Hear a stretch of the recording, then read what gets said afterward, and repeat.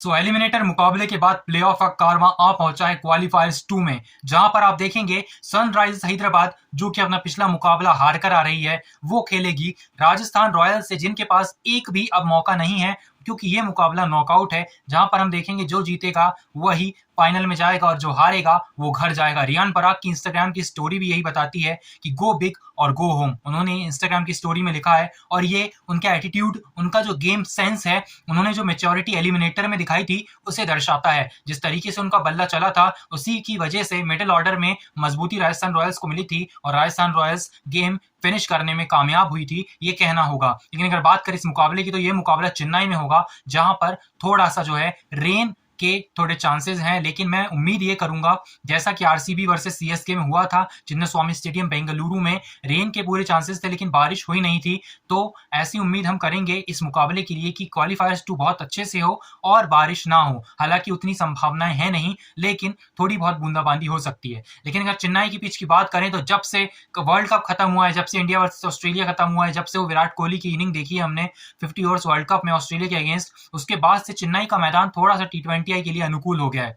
उसके बाद से अगर आप देखें तो वो आखिरी मुकाबला था जहां पर गेंद फंस कर आ रही थी। बाकी मुकाबलों में ना स्विंग उतनी ठीक ठाक मिल पा रही है, ना ही स्पिन उतनी तगड़ी हो पा रही है। पेस को बहुत ज्यादा मदद है, और पेस को मदद है इसका मतलब सपाट पिच, इसका मतलब 200 रन, और 200 रन अगर क्वालिफायर्स 2 में बनेंगे तो जरूरी सी बात है कि ट्रेविस हेड और अभिषेक शर्मा का बल्ला जरूर चलेगा, और इन दोनों का बल्ला अगर चला तो सनराइज हैदराबाद 50% ऑफ मुकाबला अपने झोली में डाल लेगी। लेकिन अगर बात करें राजस्थान रॉयल्स की तो जॉस बटलर के जाने के बाद टॉम कोलर कैडमोर को उन्होंने अपनी टीम में शामिल किया। पिछले मुकाबले में जिस तरीके का प्रदर्शन था वो ठीक ठाक था।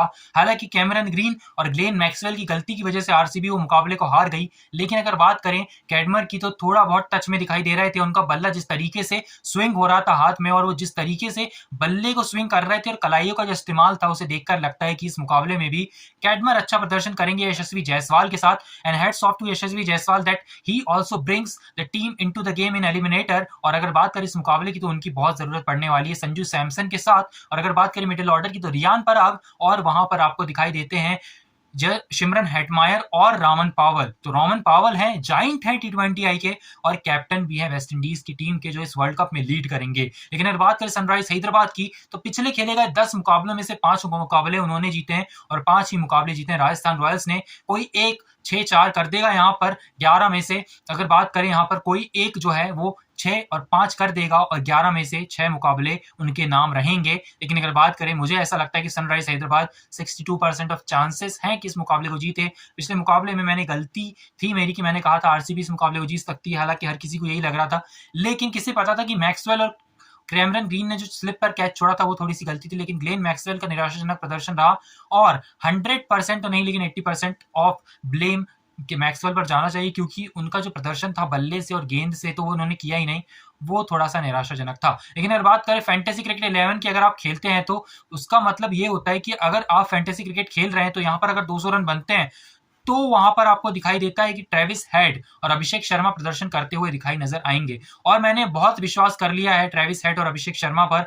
लेकिन इस मुकाबले में भी मैं एक और बार चांस ले रहा हूं। पिछले मुकाबले मैंने अभिषेक शर्मा को कैप्टन किया था और मैंने आपको कहा भी था, तो आप भी इस मुकाबले में, अब अभिषेक शर्मा को तो नहीं लेकिन नॉकआउट मुकाबला है, ट्रेविस हेड को आप जरूर ट्राई करिए। ट्रेविस हेड को आप ट्राई करेंगे तो क्या होगा, ट्रेविस हेड को ट्राई करने से आपके जो चांसेस हैं वो नीचे आने के थोड़े कम रहेंगे। लेकिन ट्रेविस हेड का बल्ला नहीं चला तो आप बैकअप में किसे बनाएंगे, संजू सैमसन या यशस्वी जायसवाल को रख लीजिए। लेकिन मेरा वाइस कैप्टन राहुल त्रिपाठी है। राहुल त्रिपाठी क्यों? क्योंकि राहुल त्रिपाठी का जो प्रदर्शन है वो पिछले मुकाबले में और उसके पहले वाले मुकाबले में नॉकआउट के हिसाब से बहुत सही था।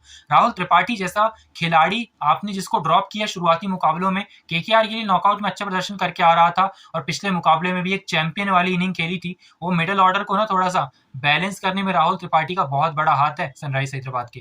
गेंदबाजी की बात करें तो पैट कमिंस संभाल रहे हैं, और भुवनेश्वर कुमार का थोड़ा प्रदर्शन अच्छा नहीं रहा। टी नटराजन से उम्मीद है मुझे। लेकिन अगर बात करूं राजस्थान रॉयल्स की तो मुझे यूजी चहल, ट्रेंट बोल्ट, संदीप शर्मा, आवेश खान सबसे उम्मीद है। संदीप शर्मा अच्छी स्विंग करवा लेते हैं लेकिन उतनी मदद है नहीं चेन्नई में। लेकिन अगर बात करें स्पिन की तो चहल किसी भी विकेट पर स्पिन करा सकते हैं। लेकिन अगर बात करोगे आप सनराइज हैदराबाद की तो उनके पास आपको कौन दिखाई देता है? शायद शहबाज अहमद, और आपको कोई एक ऐसा स्पिनर दिखाई नहीं देता देता है सनराइज हैदराबाद में। खैर जरूरत भी नहीं है, रन इतने बना देते हैं, रन इतने बना दें तो बहुत अच्छी बात है, लेकिन राजस्थान की पहले बैटिंग आ गई और आप चेज कर रहे हैं और उन्होंने 220-240 रन बना दिए। हालांकि ये थोड़ा सा नेक्स्ट टू इम्पॉसिबल है, लेकिन नामुमकिन नहीं है। लेकिन मैं अगर ये बात करूं कि यहाँ पर 220 का स्कोर सेफ नहीं है, 220 तो बनाने ही चाहिए राजस्थान रॉयल्स को अगर सनराइज हैदराबाद के खिलाफ खेल रही है पहले बल्लेबाजी करते हुए। अगर पहले बल्लेबाजी हैदराबाद करती है तो आप मान के चलिए 220 तो बनने ही बनने। अभिषेक शर्मा का बल्ला चलेगा और बल्ला चलेगा ट्रेविस हेड का भी। अगर बात करो ऑलराउंडर सेक्शन की तो मैंने रियान पराग को रखा हुआ है, क्योंकि रियान पराग पे मुझे भरोसा है इस मुकाबले में भी वो आपको मिडिल ऑर्डर में अच्छा प्रदर्शन करते हुए नजर आएंगे।